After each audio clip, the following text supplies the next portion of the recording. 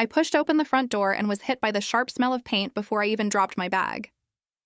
My shoes were still wet from the rain outside, my arms heavy from a 12-hour shift at the diner. But what I saw made the exhaustion vanish in a single jolt of disbelief. 2 men in overalls stood in my bedroom, rollers sliding up and down the walls I had painted peach just months ago. My floral curtains lay crumpled on the floor, speckled with drops of white paint. The dresser I'd sanded and refinished on weekends sat shoved to the center of the room, streaks of paint already marking its varnish. My breath stuck in my throat. "What's going on?" Sylvie leaned against the doorway, arms crossed, lips curled into a smile I knew too well. It was the smile she wore when she thought she was clever. "Oh, Marina," she said lightly. "You're home early. We're just doing some renovations before we move in.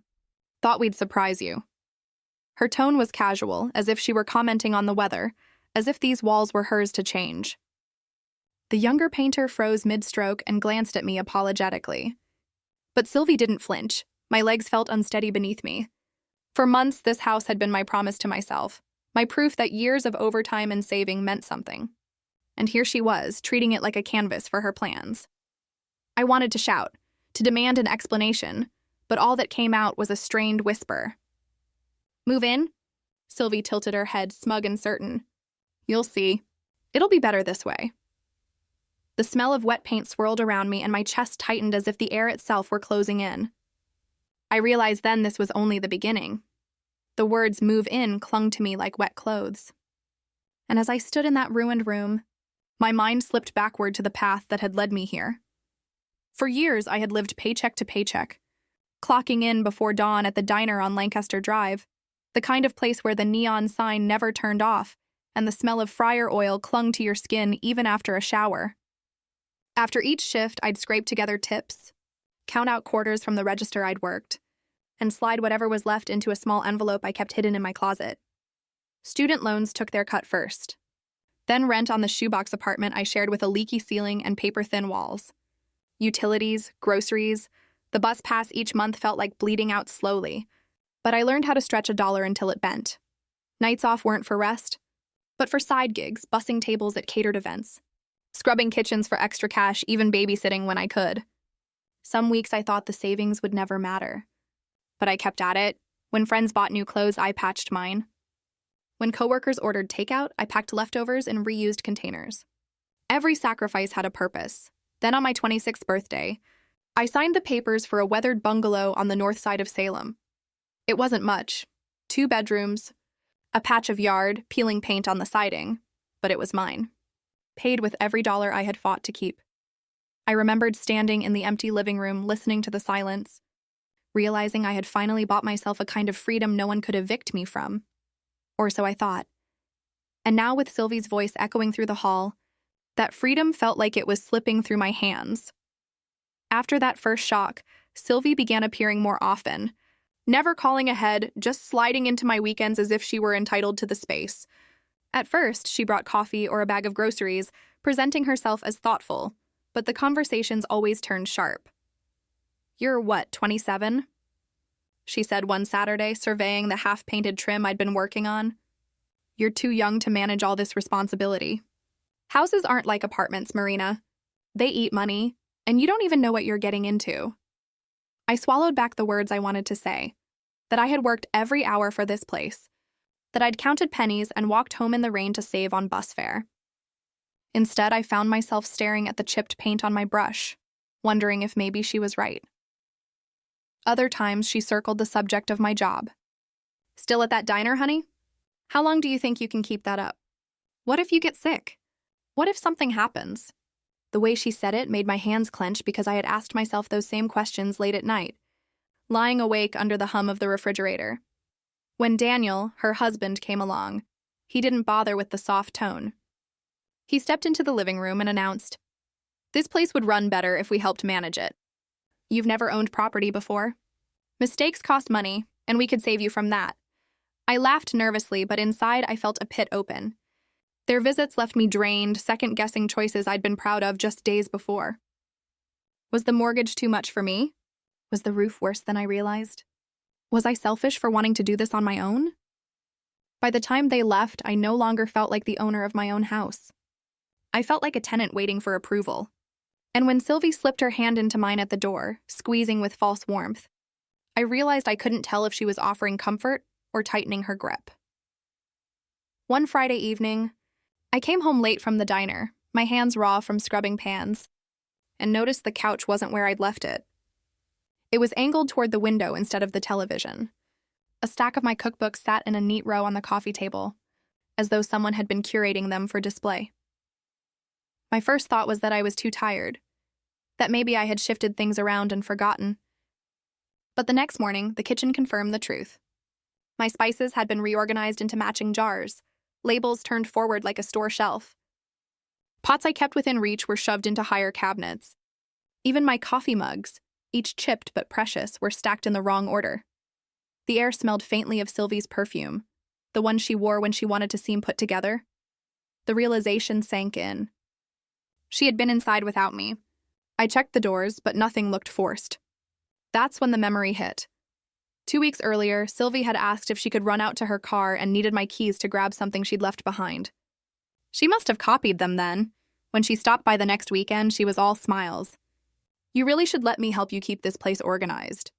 It's too much for you alone." She wandered into the kitchen, picked up my phone from the counter, and said she needed to check something for a recipe she texted me. She tapped and swiped for longer than made sense, laughing when I asked what she was doing. "Don't be paranoid, Marina. You're so uptight about your things." Her words lingered after she left. The house no longer felt solid. Every time I turned a corner, I wondered what else she had touched, what else she planned to rearrange. I wanted to demand my keys back, to tell her this was my house, not hers. But the thought of her reaction made my stomach twist. Instead, I locked the door behind her and stood in the hallway, staring at the keyring in my hand, knowing it wasn't the only set anymore. After discovering the truth about the keys, I stopped trusting my own memory. Each morning before leaving for work, I began snapping photos with my phone, how the couch faced, where the coffee mug sat, the way my shoes were lined up by the door. At night, I compared the pictures to what I found when I returned. Some days, nothing had changed. Other days, a book would be missing from the shelf, or the curtains would be tied differently. I wrote it all down in a small spiral notebook I kept under my mattress. The act gave me a strange calm. If Sylvie wanted to rewrite my house, at least I would keep a record of the original draft. One evening after a double shift, I told Rosa, the server I'd worked alongside for years. We were wiping down counters when I finally said it. "My sister's in my house when I'm not there." She copied my keys. Rosa's eyes narrowed. "Marina, that's not just family drama. That's trespassing. You need someone in your corner." I shrugged, embarrassed. Who's going to believe me? It's just her word against mine. But Rosa wasn't the type to shrug. The next day, she scribbled a name and number on a napkin. Whitaker, housing lawyer in Portland. My cousin used him when her landlord tried something shady. Call him. I tucked the napkin into my pocket, turning it over between my fingers all shift. The idea of involving a lawyer made my stomach tighten, but it also felt like a door I hadn't realized I could open. That night, Rosa surprised me again. She handed me a small brass keychain, the kind sold in gas stations. Etched across it in bold letters was one word: boundaries. "Put your house key on that," she said. "So every time you use it, you remember whose lock it really is." The weight of the brass in my palm was heavier than its size. I clipped my key onto it and slipped it into my pocket, holding it there as if it might anchor me against the storm I knew was coming. It was a gray Sunday afternoon when the pounding came at my door. I opened it to find Sylvie on the porch, 2 duffel bags at her feet, her kids fidgeting behind her. Daniel stood at the bottom of the steps with his arms folded, watching like a sentry. "We need to move in," Sylvie announced, brushing past me as if the decision had already been made. "The landlord gave us 3 days to leave. We've got nowhere else." I blocked her before she could cross the threshold. "This is my house. You can't just show up and decide you live here." Her smile cracked, replaced by the edge I knew too well. "Marina, don't be selfish. We're family. You have 2 bedrooms and the kids need a roof over their heads. Are you really going to turn them away?" Sylvie's voice rose loud enough for the neighbors to hear. "Listen to her. After all I've done for you? After everything our family's been through?" She slammed the door on. Her own sister across the street, Mrs. Ramirez, peeked through her curtains, and 2 men, walking their dogs, slowed their steps. My face burned. But I forced myself to meet Sylvie's glare. "You've crossed too many lines already," I said. "Steady now. This is my home. I won't let you take it." For the first time, her eyes flickered with something other than confidence, maybe even fear that her performance wasn't working. She grabbed one of the bags, motioned sharply for Daniel and the kids to follow. "This isn't over," she hissed, her voice low but meant for me alone. Then she turned and marched down the steps, her words still echoing in my ears long after the sound of their car faded from the street. Inside, I pressed my back against the door, heart pounding, and knew that refusing her once meant she would only return stronger. The next confrontation didn't happen on my porch. It came in the form of folded papers shoved into my hands when Sylvie showed up 2 days later, smug and unhurried as if nothing had passed between us. "Look," she said sweetly. Too sweetly. "I just want to clear things up." I unfolded the papers. Printed screenshots of text messages stared back at me, each stamped with my number. "Come live with me, Sylvie. The house is too big for one person. Bring the kids. We'll figure it out together." My throat went dry. "These aren't mine," she tilted her head, pitying. "You must have forgotten. You've been so stressed working all those shifts." Then came another stack, receipts for a bedroom set, a television, even kitchenware. Each purchase bore my bank account number, the same account I had dipped into sparingly, the one I thought only I had access to. "You're welcome, by the way," she said. "I made improvements that benefit us all." The us lodged in my chest like a thorn. After she left, I sat at my kitchen table, staring at the evidence of a life I hadn't chosen. Had I been careless with my phone? Had she guessed my password? The more I thought about it, the more the edges blurred between what I remembered and what I might have overlooked. Rumors started floating back to me through neighbors and coworkers. Mrs. Ramirez asked if I was feeling all right, mentioned that Sylvie had told her I was forgetting things. At the diner, a busboy joked about how I left my apron behind twice last week. Sylvie must have amplified that too. By the end of the week, I caught myself checking my own notebook, rereading the lines I had written just to be certain they were true. For the first time, I wondered if maybe she was right, if maybe I was losing track of more than I realized. But when I looked at the brass keychain Rosa had given me, cool and solid, in my hand, I knew I couldn't let that doubt be the final word. I carried the forged texts and receipts to Portland, hands trembling as I slid them across the desk to Mr. Whitaker.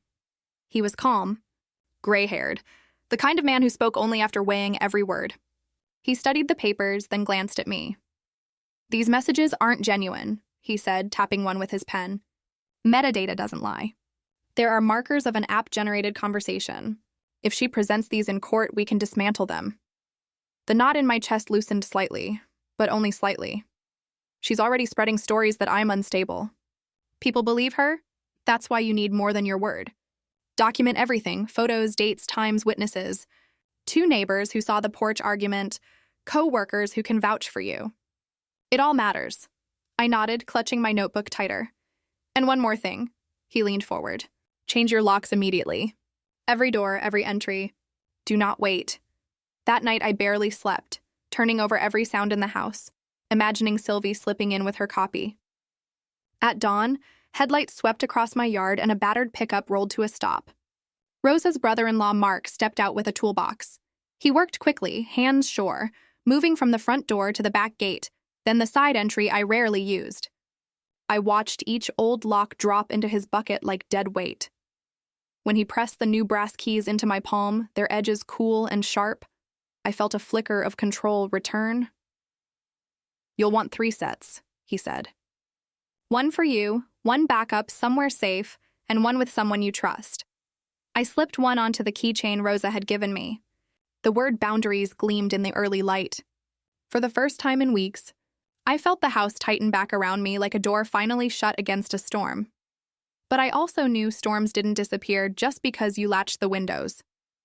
At 6 p.m. the next morning, fists rattled the front door hard enough to shake the frame.